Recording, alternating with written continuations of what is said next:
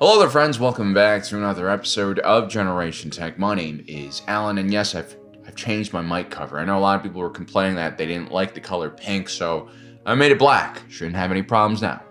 Andor is a show full of extremely deep and complex characters, but Cassian Andor, the title character, has always seemed a bit lackluster. He's not one of the heads of the rebellion. He's not the master spy, Luthen, carefully trying to keep the various factions of the rebellion in play and working together. He's not the brave politician, Mon Mothma, clinging onto the vestiges of an old system, trying her best to use the proper ways to fight against tyranny. He's also not the madman, Saw Gerrera, wallowing in the pains of his past, trying to create damage for everyone else. No, Cassian is a far more simple character. From the very first scene in his TV show, his desire is to reconnect with his family and find some type of normalcy in his life. His actions are all driven by this, whether it's stealing Imperial hardware to sell to raise some credits, to finding his sister from Kenari, or just creating a better life for his adopted mother Marva. Cassian is struggling to stay afloat. You know, these things that Cassian wants, right? Some normalcy, a better life for his mother, reconnecting with his sister, they're all very great things that I think a lot of people want in their lives, but they're small things. They're not really what you would expect from a protagonist in a Star Wars film. But therein lies the appeal to Andor. He's not Luke Skywalker, he's just the everyman. His concerns about money, about taking care of his family, are readily accessible to the average viewers, especially today. It's also what makes him a pretty uninteresting character, but if you take a step back and look at his story in its entirety and the message they're trying to tell you about his life, it's actually pretty horrific what's happening to him here.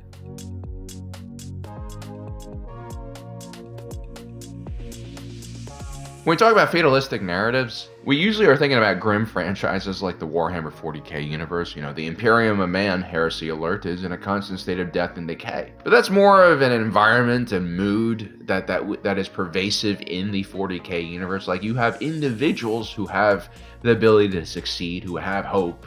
It's just like everything else is just devoid of that. And so in 40k, hopelessness is a theme, not necessarily just the plot point. A lot of sci-fi and post-apocalyptic films specifically deal with these type of very fatalistic narratives. From Children of Men, where the world no longer can make babies, to The Matrix, where humanity has already lost their war against the machine. What we have in Andor is a unique type of fatalism. Not only is the galaxy in a bad place, we know specifically that the main character, Andor, will die, because this is a prequel to Rogue One, where his death happens. In this way, Cassian is similar to Anakin Skywalker, whose entire life was already rolled out in a similar fashion for audiences to see. We first learn of his end and then witness his beginning. But Vader, at the time, was one of the most important characters in the Star Wars franchise, and there had already been several decades without a major Star Wars film when the prequels came out, and the fans were hungry to learn more about his backstory. And what we got in the prequels was a very young version of Vader and Anakin Skywalker, who seemed pretty disconnected from his final form, both in appearance and personality. There's a lot of room, basically, for Anakin to grow into Vader, and so fans were quite interested to see how things would play out.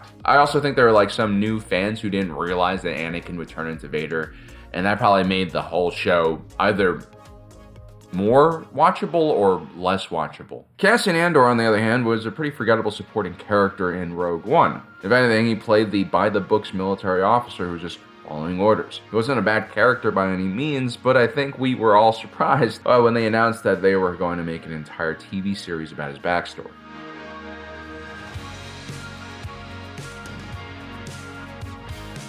You know, one of the big problems with knowing the fate of a character is obviously your fans are going to be less invested in their story. With Anakin, at least, we had a very big character arc. Again, we're going from a sweet, innocent child to a murdering Sith Lord. That drastic change is the payoff we are all looking for. But if you compare Cassian Andor in Rogue One to his first scenes in Andor, there's really not all that much difference. He's still this dark, brooding character who lacks charisma and presence on screen. Not because Diego Luna isn't a terrific actor, it's just the way this character is designed. Even when Cassian suffers immense trauma all throughout the series, he suffers very quietly, usually staring off to the side of the camera in shock with his eyes wide open. What's even more interesting is that in a show full of epic monologues, not only from main characters, but like side characters like, Mon Mothma's husband, Perrin, Cassian Andor doesn't even get one monologue. I mean, this is his show. He doesn't even get one monologue. And that's because Cassian isn't really a source of inspiration for the audience. He is for the people in the rebellion, especially later on, but not necessarily for the audience. For the audience, he's just a vehicle for us to follow. Cassian is just a very stable individual. He's not that interesting. He's not extra, so he's also not annoying to watch. He merely just exists. This is why he doesn't tell us that the rebellion is great. He also doesn't have some strong sense of moral clarity. This makes him seem objective to the audience. We might not find him interesting, but we generally trust that he doesn't have a side in all of this. But what we do see is this very neutral and objective individual go through all sorts of crazy situations. We see him interact with others who are radicalized, and then we begin to understand what is at stake in the galaxy. In this way, Andor is a mirror, and the rebellion's idea bounce off of him onto the audience. He's like a filter that we trust. We might not trust Mon Mothma because she's so heavily involved. We might not trust Luthen Rael because he's so heavily involved.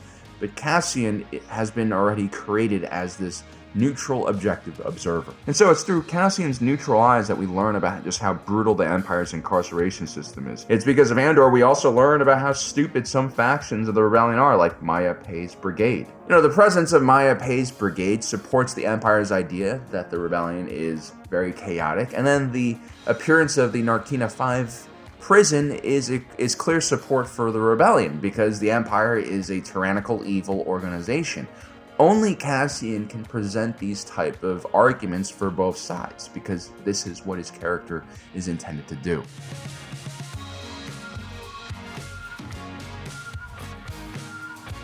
We trust Cassian and his assessment of the world. Not only because he is perceived as neutral, but as far as decision making goes, no one really does quite as good of a job as Cassian has when it comes to surviving and sifting out trouble. This might be because of his background. Like Dedra, Cassian has had no other choice but to scavenge all of his life. He's been tested so many times because he is a true survivor. In this way, what he presents is a very cynical and realistic view of the galaxy and on rebellion, which only gives him more authority as he navigates through the main story. Take a look at the Aldhani arc. Instead of being cynical to young Nemik, the bright revolutionary with his manifesto, or Taramyn, the big towering former Imperial stormtrooper, Cassian is more worried about Arvel Skeen. He recognizes his prison tats as a sign of a troubled past, and when it's revealed that Arvel Skeen is up to no good, Cassian wastes less time than even Han Solo to put him down. There's clarity and decisiveness in how he acts, and from very early on, it's established that this is one of Cassian's biggest strengths. It's also a skill that he's probably honed as a thief. And remember, in the first scene of the series, he murders 2 corporal guards out of necessity to keep himself out of trouble. Andor demonstrates this good judgment all throughout the series, even when facing morally challenging situations. He knows when to shoot, he knows when to be friendly and cooperate. He also knows who to trust and who he can work with. He was the one who made the assessment that the Gorman were not ready for the conflict, and he was right. I mean, they got Synta killed for no reason. This is why people follow him. This is why the people of Ferrix who have known him for most of his life follow him. Even though, he's had many missteps, he has all these bad loans and problems he's created in the community, people still believe in him for some reason.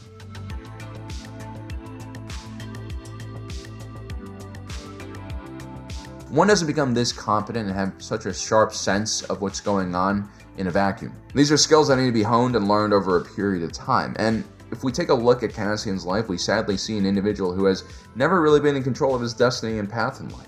Cassian is competent because he has survived all that life has thrown at him. In our last few videos, we really talked a lot about this idea of free will and which characters have it in the show. Our conclusion is that individuals like Luthen Rael were completely aware that their actions were taking them down a road of pain and suffering, yet they continued down that path because of some grander sense of responsibility and morality. It makes Luthen Rael really just one of the most heroic characters in Star Wars. Cassian's situation is quite different. He is in some ways more like Anakin Skywalker. The galaxy, the Force, has plans for his life. And while the pressure of being the chosen one completely destroyed Anakin, the pressure of being the chosen messenger is something Cassian has spent the entire series running away from. This is why when that Force healer approaches him, he's kind of scared of her. Thank you. Thank you for what? The clarity. That feeling. It's been a very long time. What that healer senses is Cassian's true nature, that he is a rebel. In this way, Cassian is not that different from Luthen Rael, although it took Luthen 15 years to become his final form. Cassian was born this way. I mean, he could never avoid the Empire, not just because of how tyrannical the Empire is, but because of who he is as a person. That is what the Force healer senses in Cassian, his yearning for freedom, his detachment from the system. She's basically your typical burnt-out white-collar worker who feels dead inside because of modern work culture, and then becomes spiritual and recognizes beauty and courage in a homeless man on the street because of his rejection of the economic system. What she doesn't realize is that Cassian Andor is homeless because he has no choice. This is who he is. Everything in his life up until the very last moment has been chosen for him. I find this horrific. The tragedy that happened to him and his sister on Kenari, and then just getting randomly taken away by Marva and Clem from that ship and being dragged to Ferrix. The Morlana 1 security guards not leaving him alone so that they end up having to fight each other. Luthen Rael needing Cassian Andor's skill the moment he's about to get captured by the Corpos. And then the worst part is, after successfully completing the raid on Aldhani, Cassian tries his best to leave the life with his mother and B2 Emo with all the money he's stolen, but then he just gets randomly caught up in the Empire's new campaign to increase prison labor. Cassian has tried to do his own thing this entire freaking TV series, and the Force keeps on grabbing him by the scruff of his neck and pulling him back into nonsense. That's horrific, if you ask me. I mean, yes, people can make the argument that the Empire, again, is tyrannical, and that they will always exploit and target vulnerable people like Andor, but this goes beyond that, right? This isn't just some mere coincidence because of bad economic or political systems. But it's not just me and the Force healer saying that Andor has some kind of weird force pulling him in one direction. Even Luthen Rael agrees to a certain degree. Sometimes I wonder. You appeared when I needed you.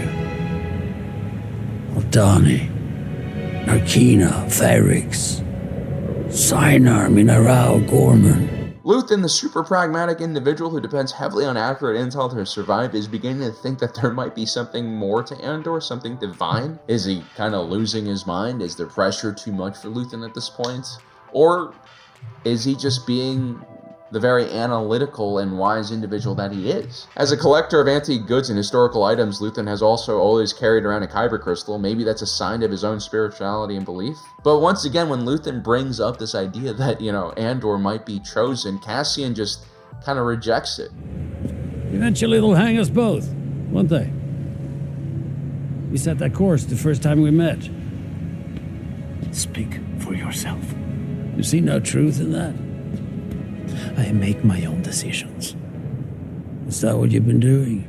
If we take a look at the last season of Andor, this has been the season of couples and families getting destroyed. We have Cyril and Dedra, Cinta and Vel, Mon and Perrin, even Brasso and Talia. None of these relationships last, none of them make it. And that's kind of the whole message. You can either fully commit yourself to war, or you will not have the strength to fight it. And for Cassian, much of the season has been about him and Bix trying to make things work together. They struggle to do basic things like decorate their apartment, getting groceries for dinner, because these are kind of stupid things to focus on when you have access to the wider picture, to what Cassian's destiny is. But still, Cassian fights and fights the entire show until the very last arc. After he saves Mon Mothma, the future leader of the rebellion, he sits down with Bix and tells her that he's ready to quit.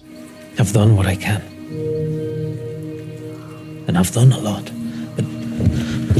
But I want this right here. We've talked about this in previous videos before. This should have been the end of Cassian's hero's journey, right? He starts off this TV show as a lowly thief. He sees what the Empire is doing, and no matter how much he runs away from the call to be a hero, he keeps getting pulled back because of his deeper moral values and sense of right and wrong. And then finally, after fully committing and really helping the rebellion in such a fundamental way, Cassian is ready to finally retire and start a life with Bix. This was the reward for the hero. Now, he transformed himself into a selfless man, a protector of the weak, a sword against the Empire. This is where he's supposed to get his version of Din Djarin sitting on his porch with Gogurt relaxing. Cassian deserves this and so much more. But fate, the Force, the weird way that Disney planned the entire Andor series means that Cassian doesn't get to rest. Even though Andor Season 2 feels like a natural end to his story, he has one more last movie he needs to pull himself together for. And as a result, Cassian doesn't get to settle down with Bix. He doesn't get that peaceful life he deserves. He doesn't get to meet his kid. He doesn't get to heal all the wounds that have been opened up by the Empire. He just kind of dies and has to sacrifice everything. I know this is going to be a stupid opinion to have. It's not something I'm even willing to defend because it's just a very personal thing. I think the Force is just like unfair in this situation. it's like greedy and selfish in how much it asks from Cassian. But that's just my opinion. Let me know in the comment section below what you guys think, because yeah, like this, once I realized that this is what the Force was doing to Cassian, I'm like, well, this is why I don't like the Force, because it does things like this. It takes autonomy away from us. It takes our liberty away from us, even if it is just taking it for one person so everyone else can be free.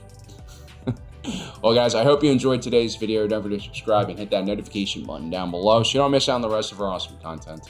As usual, my name is Alan, reminding you that my allegiance is to the Republic, to democracy. I'll see you next time.